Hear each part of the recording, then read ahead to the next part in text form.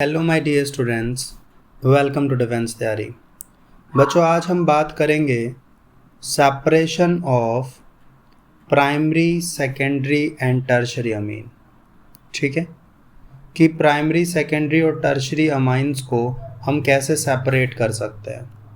देखो, हमारे पास होती हैं जनरली चार चीज़ें। एक तो प्राइमरी अमीन होगा, एक आपके पास सेकेंडरी अमीन होगा, एक टर्शरी अमीन होगा और एक आपके पास क्वाटरनरी सॉल्ट भी होता है। ठीक है, क्वाटरनरी सॉल्ट। और जब हम इन सब को डिस्टिलेशन करवाते हैं तो आप क्या देखोगे कि जो क्वाटरनरी सॉल्ट है उसका डिस्टिलेशन नहीं होता। ठीक है, क्वाटरनरी सॉल्ट का डिस्टिलेशन नहीं होगा। ठीक है, एक बात समझ में आ गई। अब जो हमारे पास प्राइमरी, सेकेंडरी और टर्शरी अमीन है, प्राइमरी, सेकेंडरी और टर्शरी अमीन है, हम इनको सेपरेट कैसे करें, क्योंकि इनका तो डिस्टिलेशन हो गया। तो इनका डिस्टिलेशन हो गया तो इनको सेपरेट करने के लिए हमारे पास 3-4 तरीके होते हैं। पहला तरीका आता है फ्रैक्शनल डिस्टिलेशन। ठीक है, फ्रैक्शनल डिस्टिलेशन। अब देखो, फ्रैक्शनल डिस्टिलेशन हम करवा सकते हैं प्राइमरी, सेकेंडरी, टर्शरी अमाइंस का। क्यों? क्योंकि इनका जो प्राइमरी, सेकेंडरी, टर्शरी अमीन का जो बॉइलिंग पॉइंट है वो बहुत डिफरेंट होता है, क्वाइट डिफरेंट।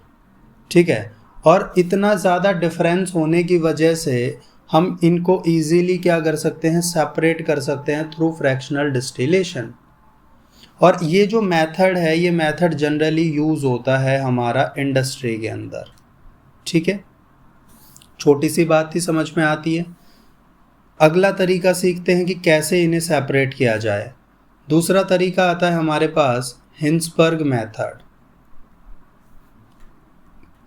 ठीक है, अब देखो, हिंसबर्ग मेथड में एक रिएजेंट यूज़ किया जाता है जिसका नाम है हिंसबर्ग रिएजेंट। Hinsberg reagent.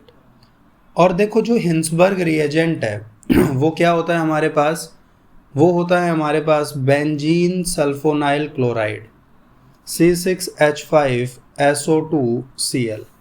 ये हो गया, ये इसको बोलते हैं हिंसबर्ग रिएजेंट। तो जब हम प्राइमरी, सेकेंडरी और टर्शरी अमीन में हिंसबर्ग रिएजेंट का यूज़ करेंगे तब क्या होगा, प्राइमरी, सेकेंडरी और टर्शरी अमीन है आपके पास और आपने इसके अंदर डाला हिंसबर्ग रिएजेंट। ठीक है, तीनों में डाल दिया, कोई दिक्कत नहीं है। अब तीनों में डाला तो यहाँ से भी प्रोडक्ट बना, इसमें भी प्रोडक्ट बना और इसमें कोई प्रोडक्ट ही नहीं बना। तो एक सीधा सीधा डिफरेंस हमने यहाँ पे ये ले लिया, जो अमाइन हिंसबर्ग रिएजेंट के साथ रिएक्ट नहीं करेगा वो तो टर्शरी अमाइन होगा, लेकिन बाकियों के तो प्रोडक्ट बने ना। तो इसके भी प्रेसिपिटेट बनेंगे, इसके प्रोडक्ट के, और इसके भी प्रेसिपिटेट बनेंगे, लेकिन यहाँ पे नो प्रेसिपिटेट फॉर्म्ड। ठीक है, यहाँ पे कोई प्रेसिपिटेट नहीं बनेगा। अब देखो, जिनके प्रेसिपिटेट बने हैं उनकी मैंने रिएक्शन करवाई KOH के साथ। ठीक है, तो हमने देखा कि प्राइमरी अमीन तो है हमारा सॉल्युबल और सेकेंडरी अमीन है हमारा इनसॉल्युबल। तो हमने इस तरीके से प्राइमरी और सेकेंडरी अमाइन को क्या कर लिया, सेपरेट कर लिया। तीनों ही सेपरेट हो गए। प्राइमरी हमारा कैसे हुआ, सेकेंडरी कैसे हुआ, थर्ड कैसे हुआ, समझ में आया। आगे चलते हैं। देखो, इसके बाद हमारे पास बात आती है थर्ड मेथड की, जो है हॉफमैन मेथड। यानी कि हॉफमैन मेथड से भी हम क्या कर सकते हैं, अमाइंस को सेपरेट कर सकते हैं। और इसके लिए आपको एक रिएजेंट का यूज़ करना पड़ेगा जो है आपके पास इथाइल ऑक्सलेट। Ethyl oxalate. ठीक है, इथाइल ऑक्सलेट रिएजेंट का यूज़ करो और देखो कमाल क्या होता है। भाई, मेरे पास है primary amine, secondary amine, tertiary अमीन, सबके अंदर मैंने इथाइल ऑक्सलेट का यूज़ किया, कोई दिक्कत वाली बात नहीं है। ठीक है, इथाइल ऑक्सलेट मैंने डाला तो उसके बाद मैंने देखा कि जो टर्शरी अमीन है इसके अंदर कोई रिएक्शन नहीं हुई। तो सीधा सा जवाब है टर्शरी अमीन तो हमारा ऐसे ही क्या हो गया, सेपरेट हो गया। बाकी का क्या हुआ कि जो प्राइमरी अमीन जब रिएक्ट करवाया तो यहाँ से जो प्रोडक्ट मिला ना वो मेरे को सॉलिड प्रोडक्ट मिला, और सेकेंडरी अमीन से जो मेरे को प्रोडक्ट मिला वो मेरे को लिक्विड प्रोडक्ट मिला। तो यहाँ से हमने क्या कर लिया, इन दोनों को भी सेपरेट कर लिया, क्योंकि प्राइमरी से मुझे सॉलिड मिला है और सेकेंडरी से मुझे लिक्विड मिला है। ठीक है, अब चलते हैं, अब बात करते हैं फिजिकल प्रॉपर्टीज ऑफ अमाइंस की। Physical properties of amines. ठीक है, तो चलो देखते हैं क्या होती है। देखो सबसे पहले हम बात करेंगे मिथाइल अमीन की। जो हमारा मिथाइल अमीन है वो एक गैस है, और दूसरे नंबर पे बात आती है एनिलीन की। बेंजीन के साथ NH2 एनिलीन होता है, और एनिलीन जो है ये मेरा एक वोलेटाइल लिक्विड है। ठीक है, इसके बाद देखो इनके पास ना, अमाइंस के पास हाइड्रोजन बॉन्डिंग होती है, और अमाइंस के पास जो हाइड्रोजन बॉन्डिंग होती है वो as comparison to water weaker होती हैं, वीकर देन वाटर। ठीक है, लेकिन हाइड्रोजन बॉन्डिंग तो होती है, क्योंकि आप देख रहे हो नाइट्रोजन और हाइड्रोजन के बीच में इंटरमोलिक्यूलर हाइड्रोजन बॉन्डिंग इनके पास प्रेजेंट है। अब ऐसे इंटरमोलिक्यूलर हाइड्रोजन बॉन्डिंग आप देख सकते हो कि प्राइमरी अमीन शो करेगा, सेकेंडरी अमाइन भी शो करेगा, लेकिन बेचारा टर्शरी अमाइन के पास हाइड्रोजन एटम ही नहीं होता। तो हाइड्रोजन एटम टर्शरी में नहीं होता, इस वजह से इसके पास हाइड्रोजन बॉन्डिंग भी नहीं होती। ठीक है, हाइड्रोजन बॉन्डिंग इसके पास नहीं होती, आपके पास सिर्फ और सिर्फ प्राइमरी और सेकेंडरी अमीन के पास हाइड्रोजन बॉन्डिंग हो सकती है। समझ में आती है बात। इसके बाद हम बात करते हैं सॉल्युबिलिटी की, सॉरी उससे पहले बॉइलिंग पॉइंट की बात कर लेते हैं। बॉइलिंग पॉइंट, ठीक है, अब देखो इनके पास वीक इंटरमॉलिक्यूलर हाइड्रोजन बॉन्डिंग है, इंटरमॉलिक्यूलर